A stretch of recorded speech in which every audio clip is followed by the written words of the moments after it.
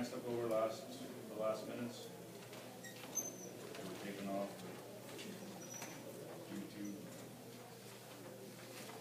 Any discussion on that? You accept the prior meeting notes? Any changes on there? You want to say anything? Elaine, you want to say any changes or anything? The only thing I noticed from the original pamphlet that he handed out was he went to 900 acres instead of 450 acres in the original his proposal. Oh, so that, but that's not changed on the No, minutes? no, but I mean, Okay. All right. So,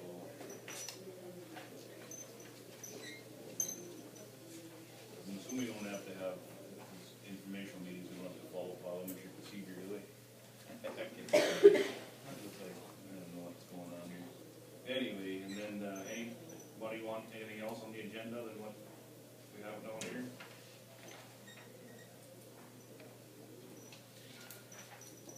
Good? Alright,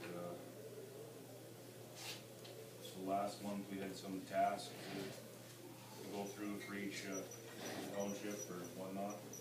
You wanna do a little report for Spring Creek over here? What you guys are up to? I will. It's kind of, I'm gonna try not to make this very lengthy, but, we actually, sorry. We had met, it's a meeting once a month, and we had met, a couple weeks ago, and, Aaron Murphy, who's on our township board, had shown up, and we talked to him a little bit about, reporting back to our township board, and they're gonna get back to us. We haven't done it yet, but they really haven't told us when to do it yet. So we're just gonna wait to hear from them. But in the meantime, I put together this, 3-page, deal. I've been, working on, the long-term chronic hydrogen sulfide, the low-level exposure and what that does to people.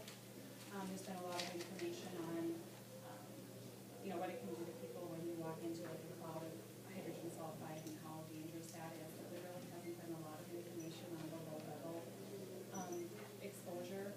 And so, living where we live, I've been very interested in it, and it's kind of been my little project. So I just put together, I'm not gonna read it, but I wanna just kind of go through it here.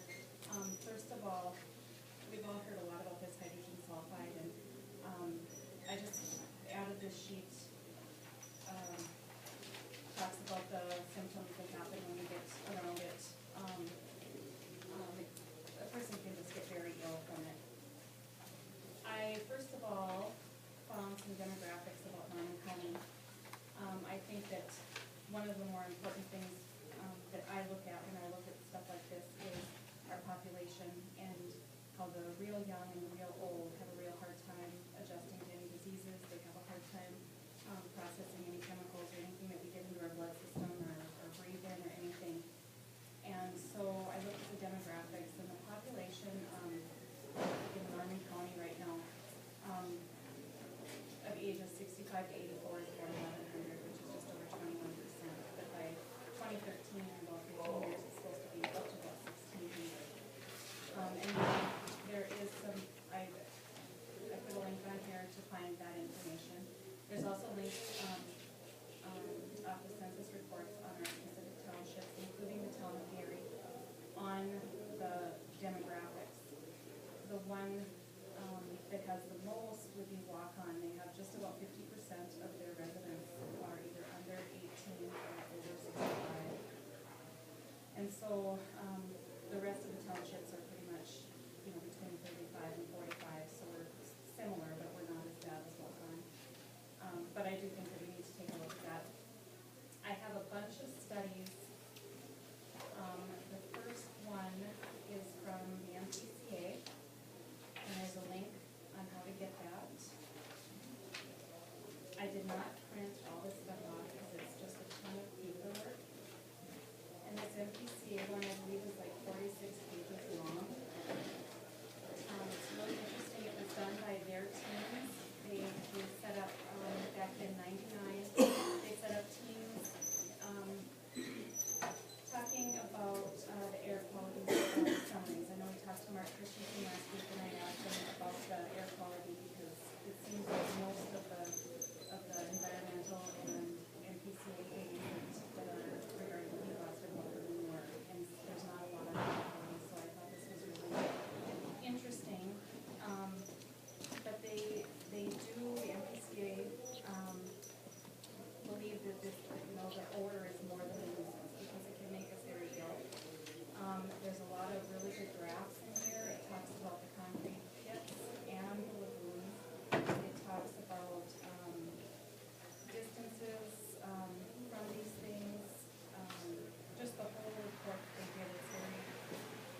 thorough.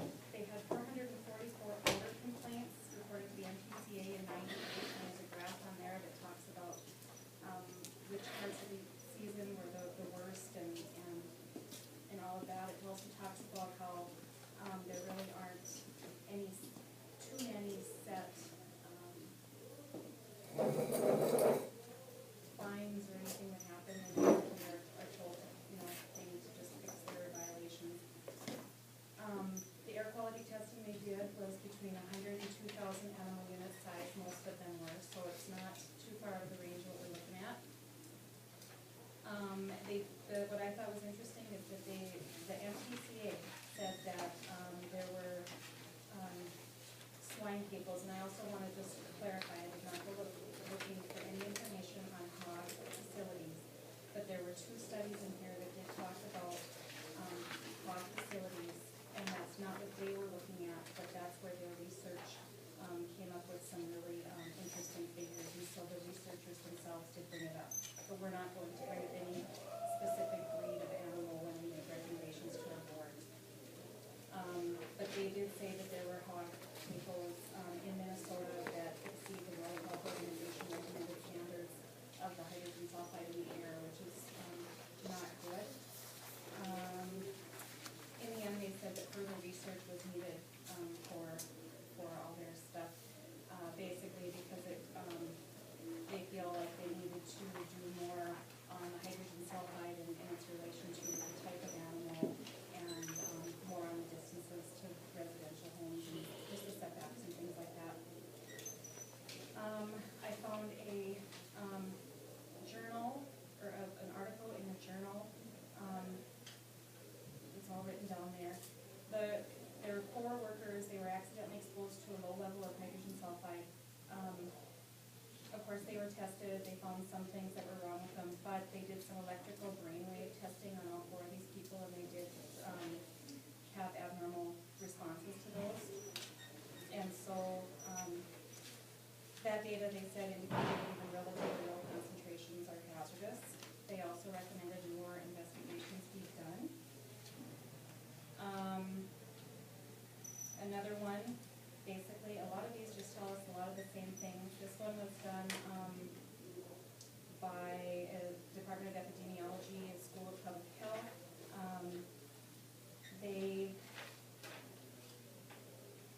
They're basically saying that the quality of life and their quality of life decreased, health problems increased the closer you are to the manure system, or to the liquid manure systems. This is the other one that talked about the swine and how that one was more. The one that I probably found first was done by the Pew Commission.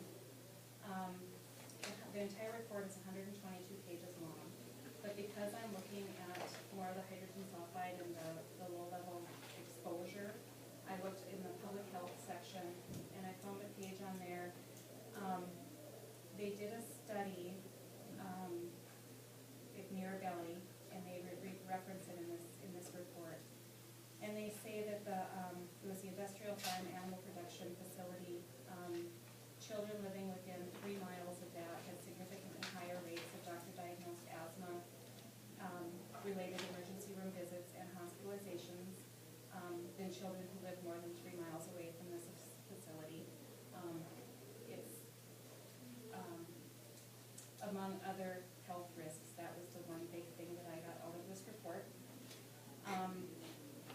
Then I just, as a follow-up to the Pew Commission report, there is another report that followed up about 5 years afterwards. And some of the doctors that did the reporting on the Pew Commission basically say that it's an appalling, we've had an appalling lack of progress, and that the results of this analysis show that our policymakers are really not listening to their constituents, and they're just very discouraged that more things have not been done to help control a lot of the things that they found in the Pew Commission reports, which, like I said, is 100 and some pages long. Based on all of that information, we're not at this point making any recommendations, but but I think that we're very close to coming up with enough information to asking our township board to, impose a 2 to 3 mile setback from a residential, from a residence, if somebody is living there, or if they've lived there within 18 months, I believe is one of the recommendations I had read. But having said that, it's gonna be very hard to do that in any of our townships. And I feel like this information, and the risks that people take with this is kind of like smoking. You're either gonna take that risk or you're not gonna take that risk. Not everybody is gonna have asthma or all these things that happen to it. Not everybody who smokes is gonna die of lung cancer in 20 years. Perhaps the townships could look at a good neighbor policy, and if say Gary Johansson wants to put a cattle farm with liquid manure, a mile down my road, and he says, this is what I plan to do, and I promise you I'm gonna whatever, and he's a good neighbor. If I as a resident wanted to, I'd be able to sign off and say, okay, you can put that up. That's just what we're kind of looking at right now as a possible recommendation to our board. Sorry it took so long. Anybody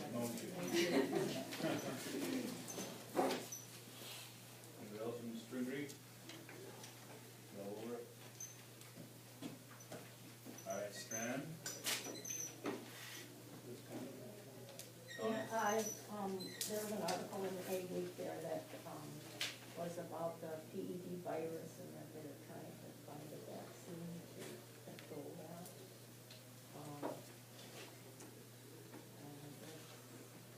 We just did, Pete, I passed on the information to our board.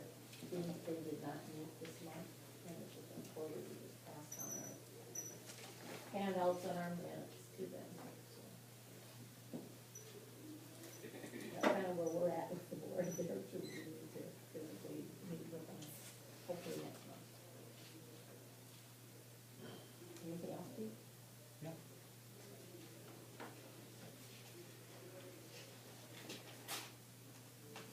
Got any more, Pete?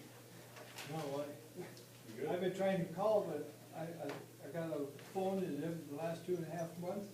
About the time I get to my party, the phone goes dead. I'm batting 1,000. What I'm trying to find out is some of these counties down south here, like Todd, Lewis County and different counties there, and see what their ordinances are and stuff like that. But I'm just beating my head up against the wall right now. Right now, the penny pointed out, they said it's my fencer. Now, what was the fencer? With the telephone, I have no idea. It's something, they finally admitted, they put something down in perm, already did, and the new project, and they're saying it's working down and it's not working. You're hearing more people around having phone calls in the last week. But I'm gonna keep trying.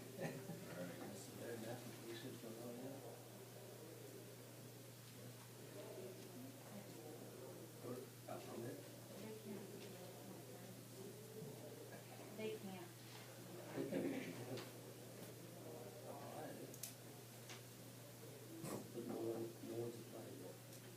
Anybody apply for a permit? It's already quiet. Some know, none know. Paul Fitzsimmons did forward me this, information, as far as 2 different pits down there, the testing prior to working it into the fields, so, Connie's got, a different agronomist looking at it, I've got an agronomist that's looking at the long term, whatnot. I did come across on the U of M website. Okay, so I only made so many copies of this, if anyone else needs, you can email me and I can forward it to you. I did find on the U of M website, in southern Minnesota, they are having some issues with excess zinc, iron, copper, and sodium in the soil down there, as well as, the nitrogen not being completely eaten up year after year, you know, between the different, applications. So, they're having some issues with that down there. Granted, we're gonna have different soil type of here, that's why I think it's important to have the agronomist come up here, looking at it, just to kind of see what, you know, they think as far as, you know, corn, soybean, location on it. So, that's where I'm at. I haven't heard anything about that. I don't expect to, I know they're busy right now, you know, with fertilizer and everything. Yeah, that's my deal. Alright. Welcome.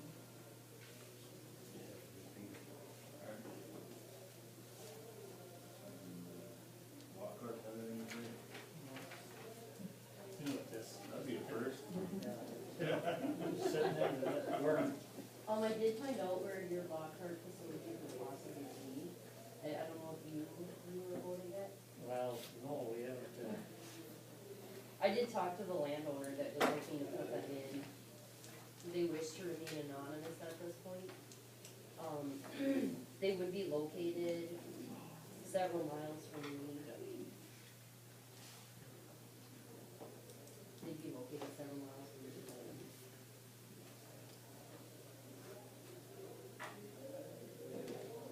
Is it still, County Road 5 or? Yeah, it'll be, down County Road 5, close to like the Lockhart Dam, just on the other side of that. So it would be, you know, I think the closest house between there and is right on County Road 9. Or is it, Highway 9? Highway 9. And I don't remember who lives there, I thought it was maybe one of the, Highway 9 there? yep, That'd be your house, isn't it? market two, and okay, they would be, yeah, that would be the next Where year. is It would be several, I drove out there and I think it would be at least 2-3 miles from them, if not more. but there'd be a home, there would be a home a mile and a half to the southwest a little bit. Let me get out where Cloud Broken up here. Second. Oh, yeah, we just got They the mail. came yesterday. Yeah, I know, I should have brought, I was so excited. I actually put on Snapchat, I'm like, our new parcel came, I'm so excited, it's been mail day. I didn't bring mine, by the way. The south, you said southwest? Southwest Crocker. We'd be looking at right around that, you know, what is it, the 25 section? Yeah. It would be, I didn't know if there, there is a house over that way. So that would be the next closest.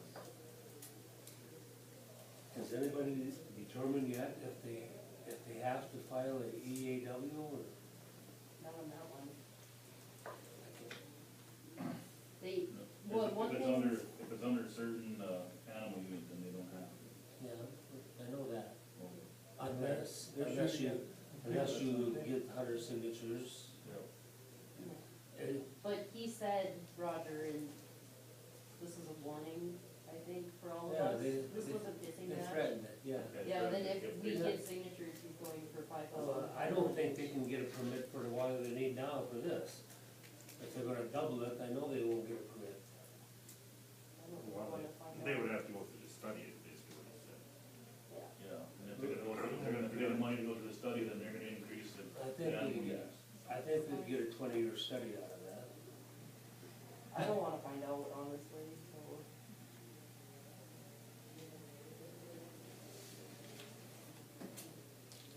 Not unless somebody knows somebody, I don't.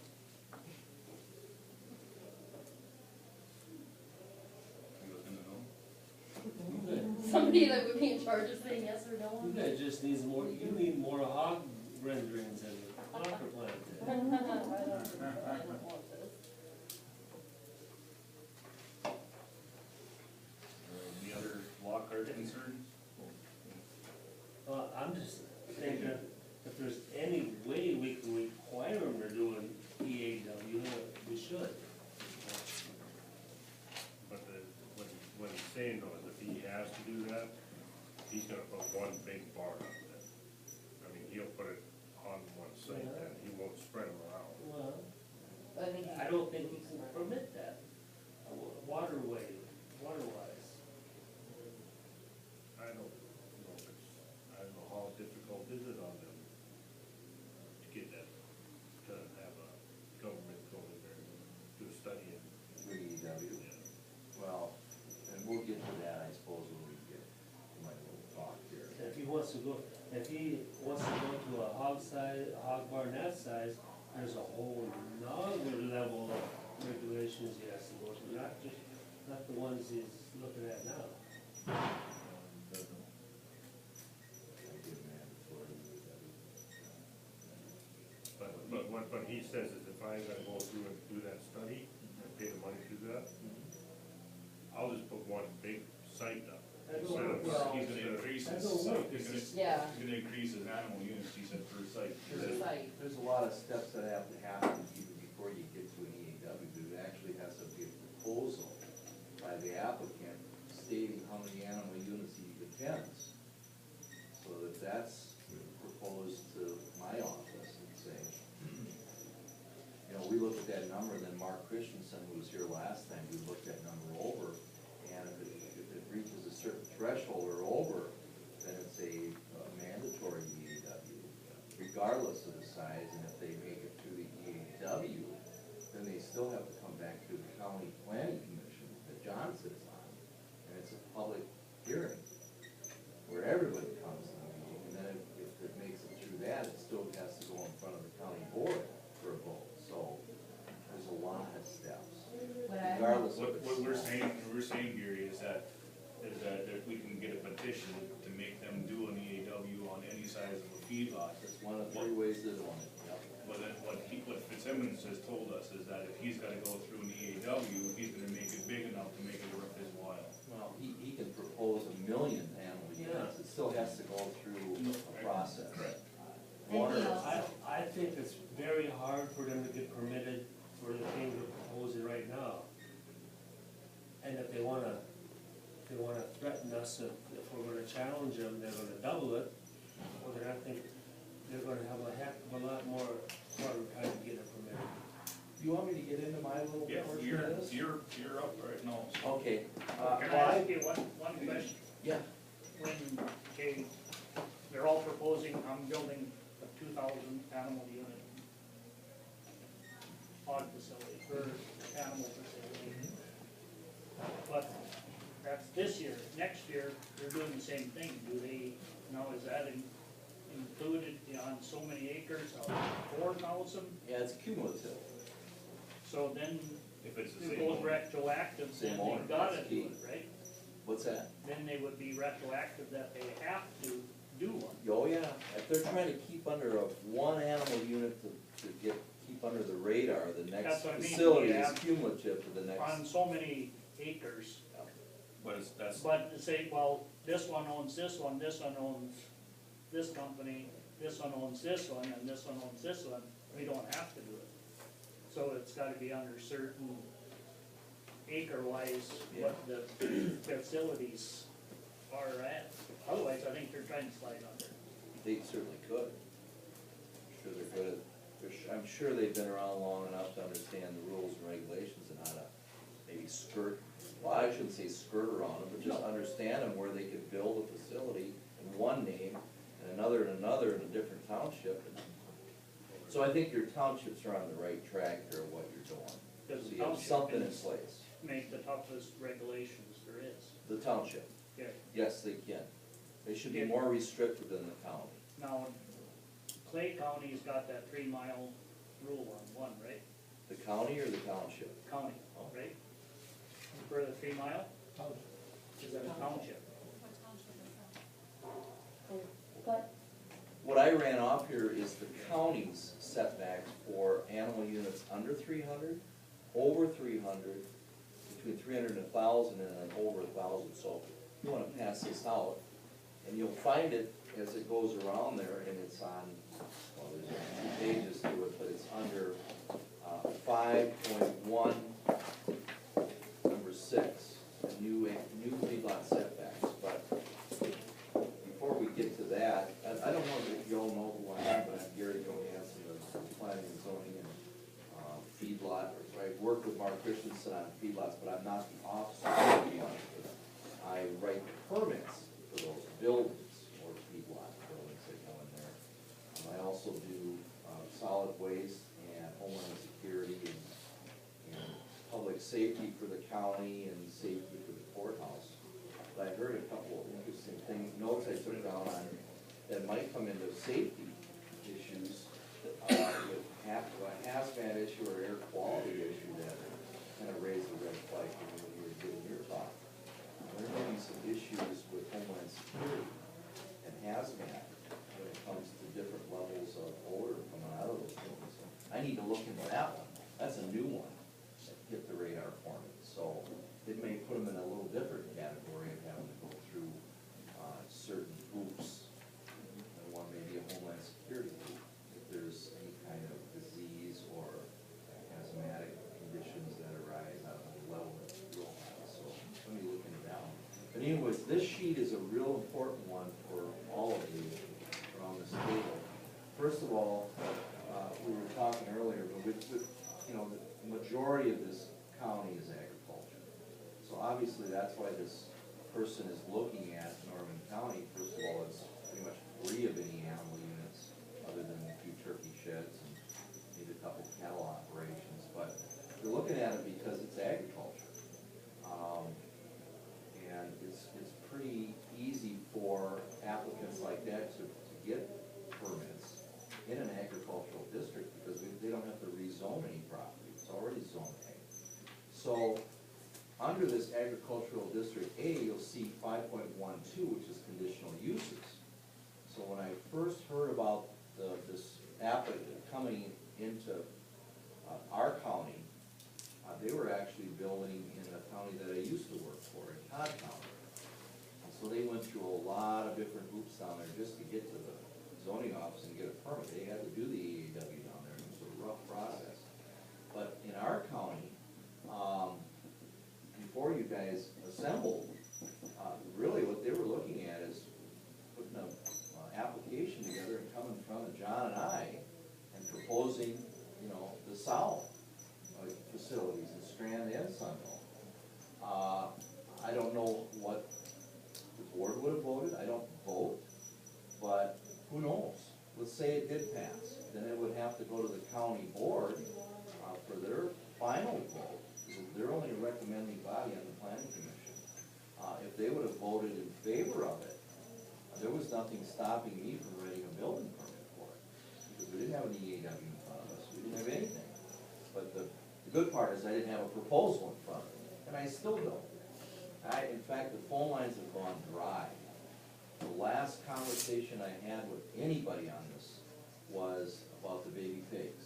And I got an email about, okay, what if we were to put 4,000 baby pigs, keep it under that 300 animal unit threshold? What do we need to do? And in Norman County, it's as simple as this.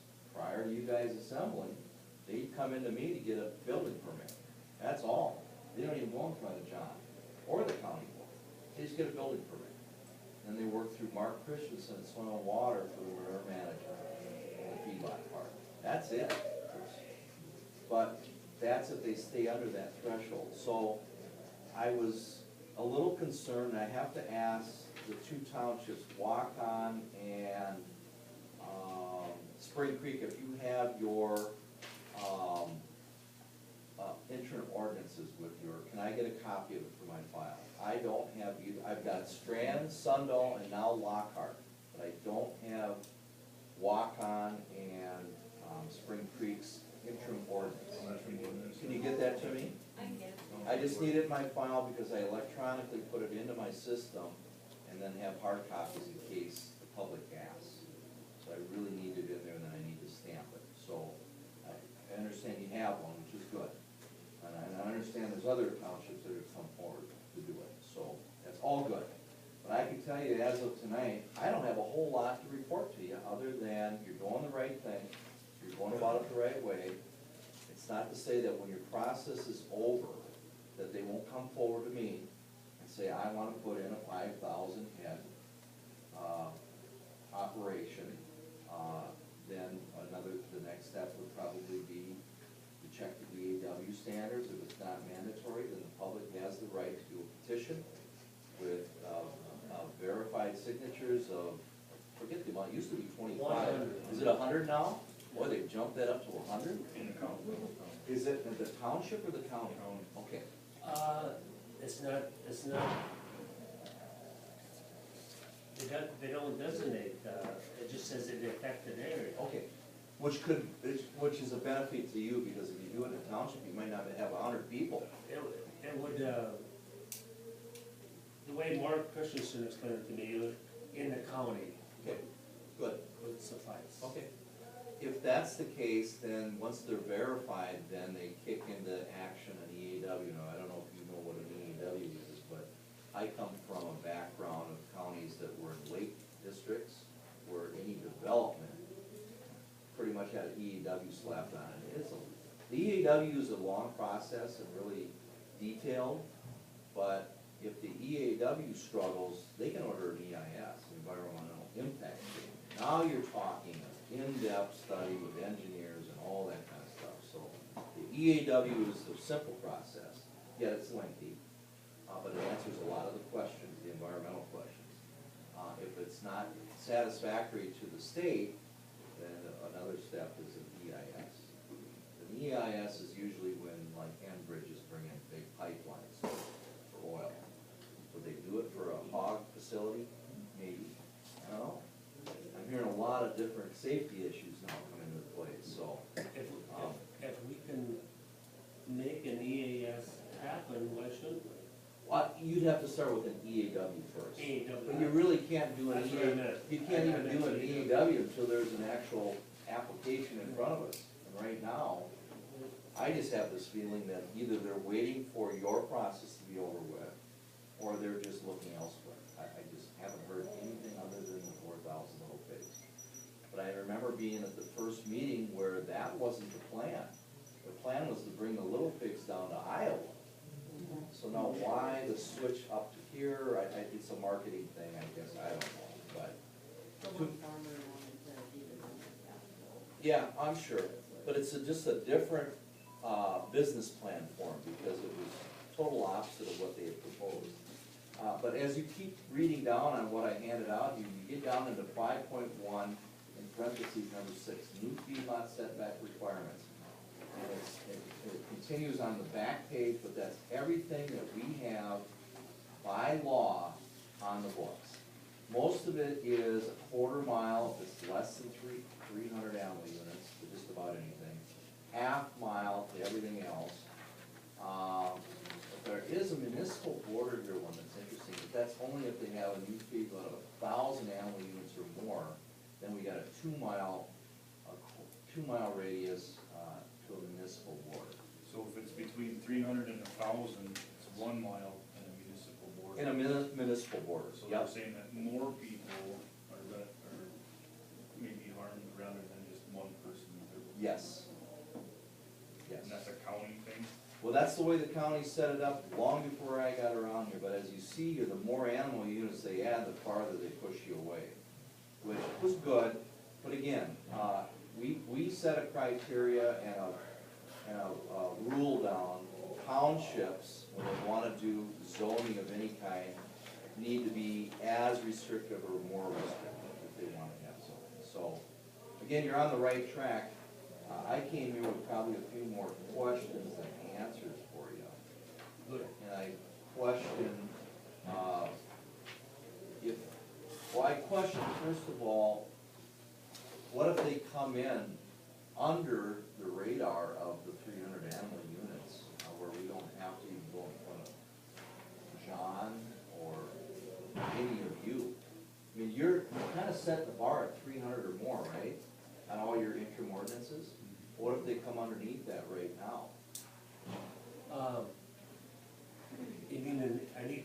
spot. on one spot.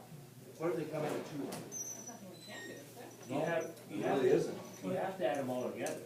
I don't think that would be real financially beneficial Well, though. that's what I'm looking too. It may not be, but let's just say they do. Is the purpose and intent of your group and your thinking from this table to not have any?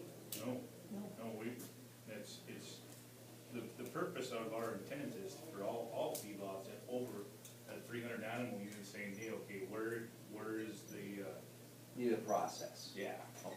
And Because we're not looking at their small farms, the farmers, Yeah. you know, the people that are here that are existing, that, you know. Because that was my next question. One thing we absolutely do not wanna do is to hurt that family. Prohibit farm. them from Correct. setting up an operation. Absolutely. It's not to say that Fitzsimmons couldn't come in here with 295 animal units, is Well, it? Or no. is it? No, I mean, No, if that's the end of it, Right. well then, right now, we'd have to change that number. But if they come up with a 295 here and then 295 over there, they have to be considered as one, as long as they have the same corporate structure. But what if it's different? I mean, what if Fitzsimmons only wants 295 and then another group from that area, not even related to Fitzsimmons, Well, wants another 295 and, Can you change the animal units? well, I think you Can guys, you change, if it's one pig or piglet or whatever, it's one. no, that's determined by the state and the feds. I think the feds probably started, but the state took on how many little pigs are one animal unit or one But turkey. the township can be stiffer, so why I think- can't you change that? Well, that's up to you guys. I think that when a lot of this stuff first started and we were looking at moratoriums, I believe, if I remember right, correct me if I'm wrong, a lot of the information that we were getting at that time is the safety issues for the residents. And that under 300, we weren't seeing as much as we were when we started talking 500, which was the next number. And I think that's part of why we went with the 300. Yeah, big because corporate farms. yeah, we don't want to impose regulations on the smaller farmers. And if somebody wants to do a 4-H project, by all means, go ahead. Right, right, I think you're right. And 300, there's a reason 300 was put in the county ordinance long before, again, I got here.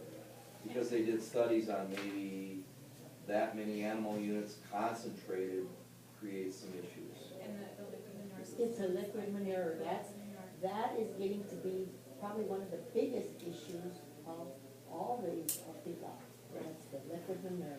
You'll still have liquid manure with 295 animal units. See, that's, I don't think that I, was looked at initially though, I think But- we're running into more information on that, but I don't know at this point we would be able to go back, or we would even wanna go back and change our moratorium guidelines. I think that we're where we are now, and we're, if we need to be. That was my big question. I just, as long as you're all on the same page of that number and up, so are we. I think that you could go more restrictive on the setbacks. That would probably be a good thing. You know, we're a quarter, half, 1 mile, 2 mile max, 2 to 3 miles, kick it into gear. That's up to you.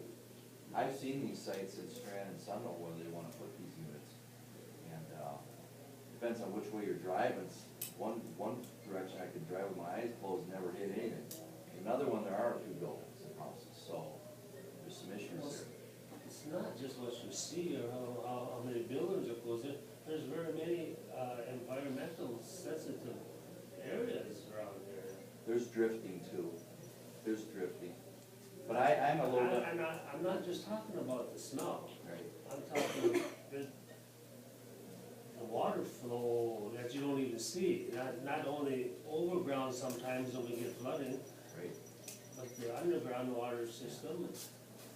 And we have the smoke dunes here, we got the Lockhart Swamp. They're very sensitive areas, and that not only, not necessarily us, but the state and the federal government has spent a lot of money building up these areas to protect them from pollutants. So pinpoint those as a township and make sure that when you're putting your ordinance and crafting your ordinances, that we got a big setback from those sensitive areas. You could do that. They're not in our, but they could be in yours.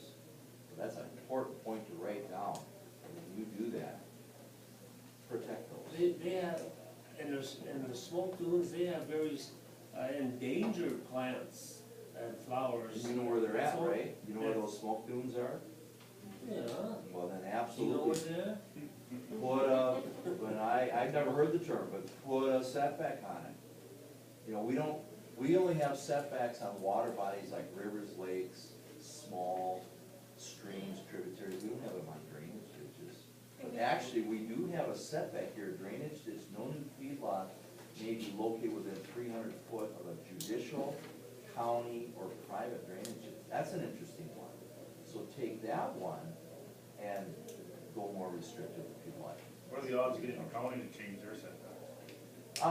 It'd have to go through a whole process, but, you know, there's gonna come a time when John and I and the county board are gonna have to sit down and redo our ordinance. Right now, if we start doing that, there'd be a little backlash maybe from the ag district or the ag folks. This is an agricultural, and this is a pretty friendly towards the local farmers. It probably needs some updating, but it's like, oh, let's not go too fast. But I think a good start is the township end, because if the county board sees the township end making some moves on it, maybe we need to brush up on something, so. We are bound by a little bit of a financial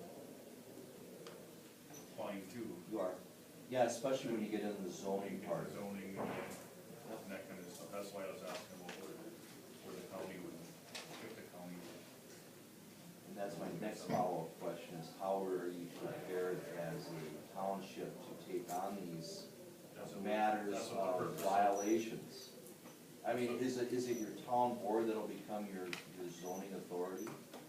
That's the purpose of the committee. Okay, so once it's ratified by your individual townships, and you have zoning in place, and right away somebody violates it, who goes out there and issues a stop work order? All right, that's always a fun job, that's part of my job, but that's a fun part of it. Well, that's what the committee is bringing back to our boards, that was in our marching orders, what it's gonna cost as far as zoning, who's gonna be the regulatory body, who's gonna be responsible.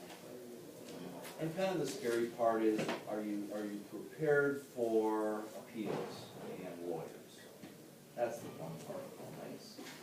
Are you prepared for, let's say that you go out and you cite somebody, they contest you, they get their expensive lawyers and they sue you. And it drags out in court for a few years, so you're prepared for financially to take them on.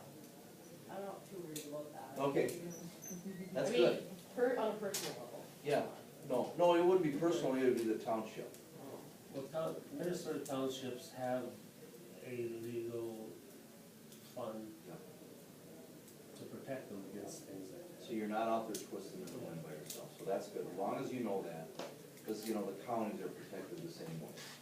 So, and I haven't had issues with, you know, I work with most of the people and usually know, even before they're thinking about a project, that they're coming in and talking about a project. Now, I haven't caught everybody that, you know, maybe put up their hands, but you're gonna have issues. I don't know what the that entity's, functions are, or how they prioritize stuff, but I know there is a township legal one.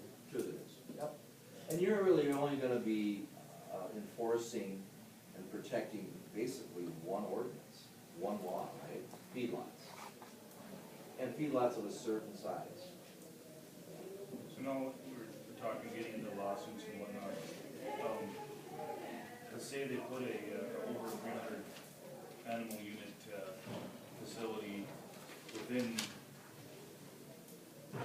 that mile of a residence.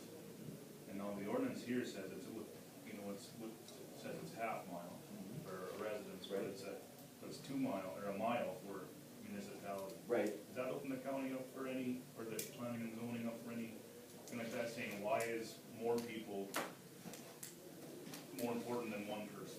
So they've got it here as a private residence, 1/4 mile if it's under 300, a half mile if it's over, okay? Municipal, under 300, a half mile, so they're farther out. A mile, so they're trying to protect the municipal That's versus what I'm the saying, individual. is that a discriminatory I act? think Well, it is very discriminatory. Yeah, I do too, I think I it would is think too. so. You know, I don't know where they, you know, they had lawyers put this together. Yeah. Hopefully they Well, looked that's at what I'm the, asking, that if that would happen and I was within that mile, I'd be coming after that, I mean, I would, what the hell, you know? if I'm you're, just saying from the county zoning and planning committee part of it, wouldn't that be an issue? Why not set that the same for if everybody? you were a private residence within that mile, but not covered under the municipal, you're covered under the private, so you exceed that. But why are you treated differently? That's a good point. And that's where I would be saying, okay, You know why that is? I can tell you why that is, because of the fact that, how long's it been since we've had anything over 300 animals in our well, when were these written? 1973. That's 40 I think years. they've been updated in '80s and maybe a little bit in the late '90s, but, you know, again, it probably needs another When look you're at. saying moving too fast, it's been 41 years. Well, yeah, but you gotta know zoning too. You realize that zoning is a four-letter word to most people, especially in an agricultural. Leave us alone is the word. Not where I come from in Lake counties, they're like, come and help us. So you're saying that in zoning, even if it's one specific area like feedlots, like you were just telling us, it's just one area of feedlots, if it was the county, you'd revisit everything. We'd have to do the whole thing. So you couldn't just do amendments to that. I would think that we would wanna do the entire ordinance just to make sure that we're in lockstep with other counties. But you could do just an amendment. You to could, that. you could, you could. And there's where maybe the townships could work with the county in Norman to work through that issue. I think, approach your county board representative and ask them her that question. Can we So work to- together on an ordinance, to, as long as To we're amend the looking at it. feedlot ordinance, would that be just a plain motion from the county board? The board would have to set it into motion, they put it on the planning commission's lap to craft language, and basically it would be on my lap. What I would start doing is looking at other agricultural, communities, counties within the state, pulling their current language, updated language, run it through the county or attorney and state attorneys, to make sure that we're in line with the laws,